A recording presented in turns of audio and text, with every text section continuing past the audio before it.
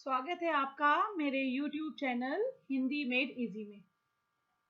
बच्चों, आज इस वीडियो में हम जानेंगे द्वंद्व समास। द्वंद्व समास जो है वो उसका क्या अर्थ है। देखिए, द्वंद्व समास में दोनों पद प्रधान होते हैं, मतलब दो शब्द होंगे, दोनों ही प्रधान है।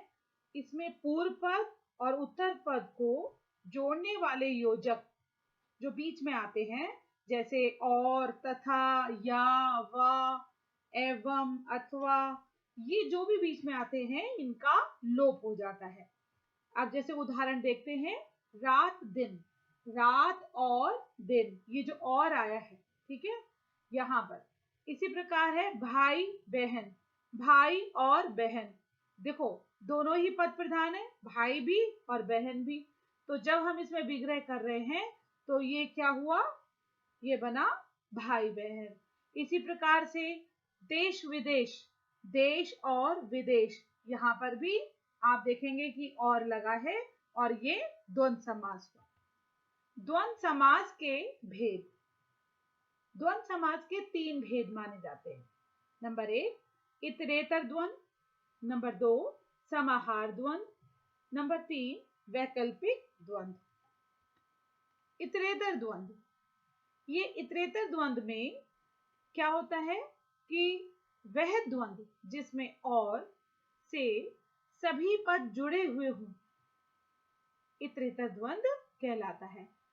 यहाँ उदाहरण देखिए, जैसे राम और कृष्ण, तो यहाँ और जो आया है राम कृष्ण, ये इतरेतर द्वंद्व का उदाहरण है। ऋषि और मुनि, ऋषि मुनि, गाय और बैल, गाय बैल। समाहार द्वंद्व, ये दूसरे नंबर पे जो आता है, समाहार का अर्थ है समूह, यानी कि समष्टि। जब द्वंद्व समास के दोनों पद और समुच्चय बोधक से जुड़े होने पर भी अलग अलग अस्तित्व ना रखें, बल्कि समूह का बोध कराएं, तब जो है समाहार द्वंद्व कहलाता है। जैसे आहार निद्रा, यहाँ पर आहार और निद्रा यानी भोजन और नींद, ये जो आया है केवल आहार और निद्रा का ही नहीं, बल्कि इसी तरह की और भी बातें इसमें शामिल हैं। वैकल्पिक द्वंद्व, जिस द्वंद्व समास में दो पदों के बीच या, अथवा, ये जो विकल्प सूचक है वो अव्यय छिपे हुए हों, तो वहां पर वैकल्पिक द्वंद्व होता है। इस समास में विकल्प सूचक समुच्चय बोधक अव्यय कौन कौन से हैं, देखिए, वा, या, अथवा, ये। जैसे धर्म या अधर्म, यहां पर बना धर्माधर्म। सत्य या असत्य, सत्य असत्य। छोटा या बड़ा, छोटा बड़ा। अब हम आगे देखते हैं अव्ययी भाव समास। अव्ययी भाव समास जो है उसका लक्षण क्या है, जिसमें पूर्व पद की प्रधानता हो और सामासिक या समास पद अव्यय हो जाए, उसे अव्ययी भाव समास कहते हैं। तो अगर हम सरल शब्दों में समझें तो जिस समास का पहला पद यानी पूर्व पद जो है वो अव्यय हो तथा प्रधान हो, उसे अव्ययी भाव समास कहते हैं। इस समास में जो पूरा समूचा पद होगा ना, वो क्रिया विशेषण अव्यय हो जाता है। जैसे प्रतिदिन, यथासंभव, यथाशक्ति, बेकाम, भरसक इत्यादि।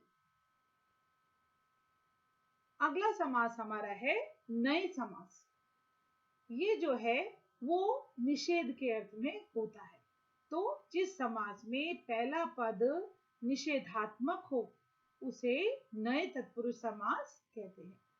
इसमें नहीं का हमें ज्ञान होता है, उसका बोध होता है।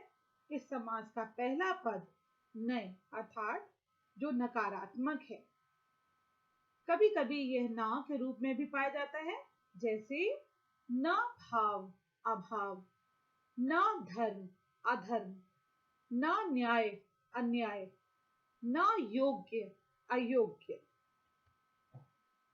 इसके उदाहरण देखिए, जैसे है अनाचार, ना आचार, अनदेखा, ना देखा हुआ, नालायक, नहीं लायक, जो नहीं है लायक, नास्तिक, ना आस्तिक, जो आस्तिक नहीं है वो कौन है?